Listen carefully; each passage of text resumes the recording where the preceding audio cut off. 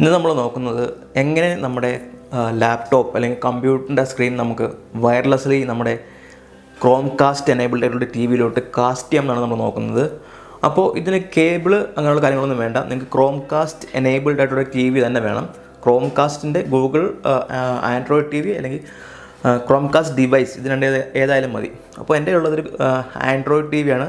നിങ്ങൾക്ക് കാണാം എൻ്റെ സ്ക്രീൻ ഇപ്പോൾ ടി വിയിൽ ഞാൻ കാസ്റ്റ് ചെയ്തേക്കുവാണ്.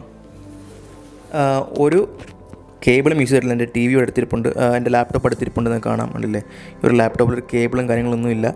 അപ്പോൾ ഈ ലാപ്ടോപ്പിൽ നിന്നാണ് ഞാൻ എൻ്റെ സ്ക്രീൻ കാസ്റ്റ് ചെയ്തേക്കുന്നത്. നിങ്ങൾക്ക് സിസ്റ്റം കാണിക്കാൻ വേണ്ടിയില്ലേ, കണ്ടോ, ഇതാണ് എൻ്റെ ടി വി.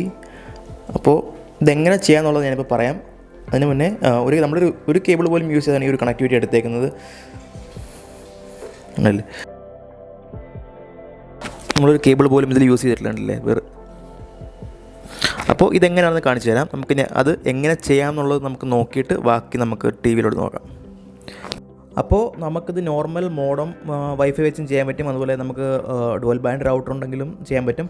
അപ്പോൾ ഡുവൽ ബാൻഡ് റൗട്ടറിലെ 5 GHz വൈഫൈ ആണ് ഞാൻ റെക്കമെൻഡ് ചെയ്യുന്നത് ഫോർ ബെറ്റർ പെർഫോമൻസ് അല്ലെങ്കിൽ ഫാസ്റ്റ് പെർഫോമൻസ്. നമുക്ക് ഒരു ലാഗൊന്നും ഇല്ലാതെ കിട്ടാൻ വേണ്ടി അതാണ് റെക്കമെൻഡ് ചെയ്യുന്നത്. പക്ഷേ ഇത് ചെയ്താലും 2.4ലും അധികം ലാഗും കാര്യങ്ങളൊന്നും ഇല്ല.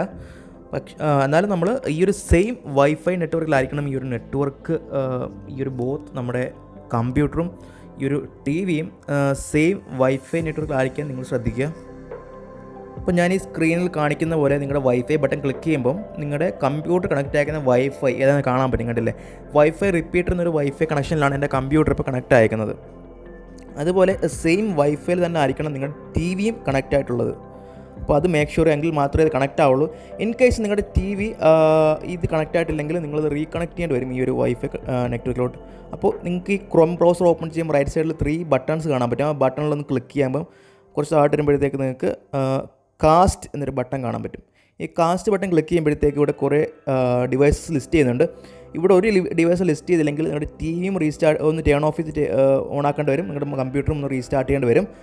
അതാണ് നമ്മൾ ആദ്യം ചെയ്യേണ്ടത്. ഇവിടെ ലിസ്റ്റ് ആവുന്നില്ലെങ്കിൽ ഇപ്പോൾ നമ്മൾ നോർമലി കാസ്റ്റ് ചെയ്യുവാണെങ്കിൽ നമുക്ക് കാസ്റ്റ് ഒരു ക്രോമിൻ്റെ കാസ്റ്റ് ടാബ് മാത്രമേ കാസ്റ്റ് ചെയ്യാൻ പറ്റുള്ളൂ.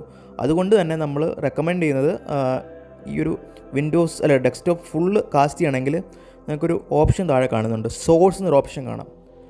അപ്പോൾ ഇപ്പം കാസ്റ്റ് ചെയ്യുകയാണെങ്കിൽ നമ്മൾ ഈ ഒരു ക്രോം ബ്രൗസറിൻ്റെ ടാബ് മാത്രമേ നമ്മുടെ സ്ക്രീനിലോട്ട് ടി വിക്ക് സ്ക്രീൻ കാസ്റ്റ് ആവുള്ളൂ.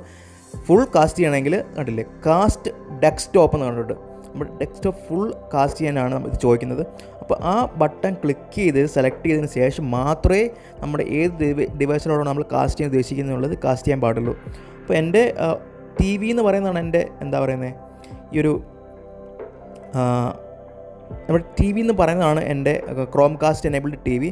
അപ്പോൾ നമ്മൾ കാസ്റ്റ് ഡെസ്ക്ടോപ്പ് സെലക്ട് ചെയ്തു, അതിനുശേഷം ടി വി സെലക്ട് ചെയ്തു.